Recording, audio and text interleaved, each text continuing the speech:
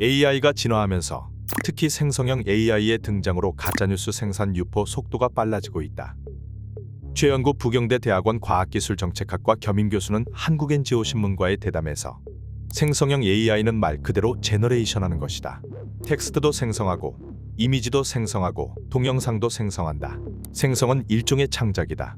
그러나 생성형 AI의 최대 문제점의 하나가 없는 사실을 상상해서 여러 가지 데이터를 종합, 그럴듯한 스토리를 만들어내는 것이라고 말했다.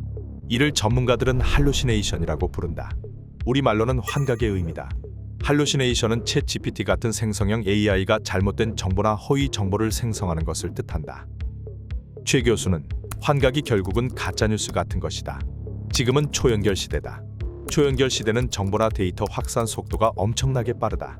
네트워크 효과가 있어 네트워크에 실리는 순간 통제 불가능할 정도로 빨리 확산된다며 생성형 AI발 가짜뉴스 생산 유포의 위험성을 지적했다. 그렇다면 생성형 AI발 가짜뉴스를 어떻게 예방할 수 있을까? 최 교수는 AI 윤리를 강조했다. AI 윤리에는 사용자 윤리, 개발자 윤리, AI 기업의 윤리가 있다.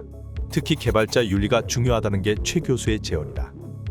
최 교수는 모든 기술은 개발 단계에서부터 인간의 의도가 들어간다. 애초부터 누구나 범죄에 악용될 수 있도록 개발하면 위험성이 더욱 커진다. 이에 개발 단계에서부터 위험하게 사용될 수 있음을 인지하고 개발하는 것이다. 프로그램만 잘 만들면 되라고 개발하는 것과 완전히 다르다. 도구 자체가 본질이나 목적이 될 수 없다. 도구가 왜 개발됐는가가 더욱 중요하다고 말했다. AI 윤리 실천을 위한 가이드라인 제정도 요구된다. 민간 차원의 자율 가이드라인부터 윤리 선언, 나아가 정부 차원의 가이드라인과 규제까지 필요하다는 것이 최 교수의 설명이다. 또한 최 교수는 가이드라인 제정에서 사회적 합의와 일반인 참여의 필요성을 제시했다. 최 교수는 위원회에서 전문가들이 모여 가이드라인을 만든다면 사회적 합의가 아니라 전문가들의 합의다. 과학기술자들이 기술을 개발하지만 일반인들이 사용한다. 결국 일반인들의 이해관계와 직결된다. 따라서 일반인들이 당연히 가이드라인 제정에 참여해야 된다고 강조했다. 가짜뉴스 생산과 유포에서 언론의 책임론도 제기되고 있다. 이는 한국NGO신문의 대국민 조사에서 명확히 확인됐다.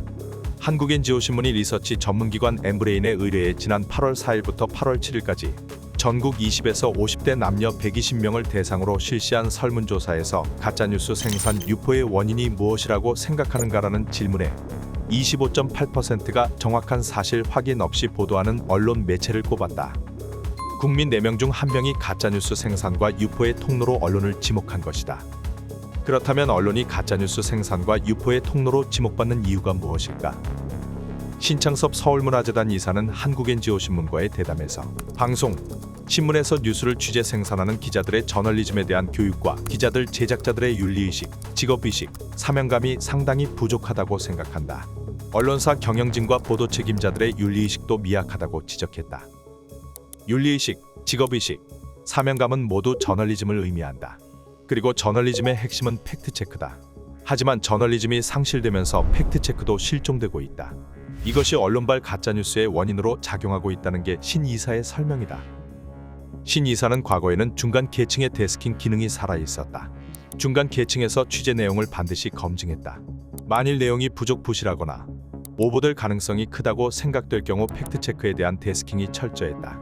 하지만 지금은 취재 내용과 취재 내용의 가짜뉴스 여부, 취재 내용의 공신력, 공정성, 공공선에 대한 논의가 심도 있게 이뤄지지 못하고 있다고 진단했다. 신 이사의 지적과 진단을 받고 말하면 언론이 가짜뉴스 생산과 유포의 책임에서 벗어나기 위해 저널리즘의 회복이 요구된다. 즉 언론이 팩트체크에 충실함으로써 가짜뉴스 예방과 근절에 스스로 앞장서는 것이다. 신 이사는 포털의 역할도 강조했다. 예를 들어 페이스북, 인스타그램 운영사 메타는 팩트체크 프로젝트를 운영하고 있다. 메타는 가짜뉴스 신고가 들어오면 조치를 취하고 자체적으로도 가짜뉴스를 걸러낸다. 신 이사는 포털의 영향력을 순기능적으로 만들 수 있도록 제도적인 노력을 했어야 하는데 그동안 너무 방기했다.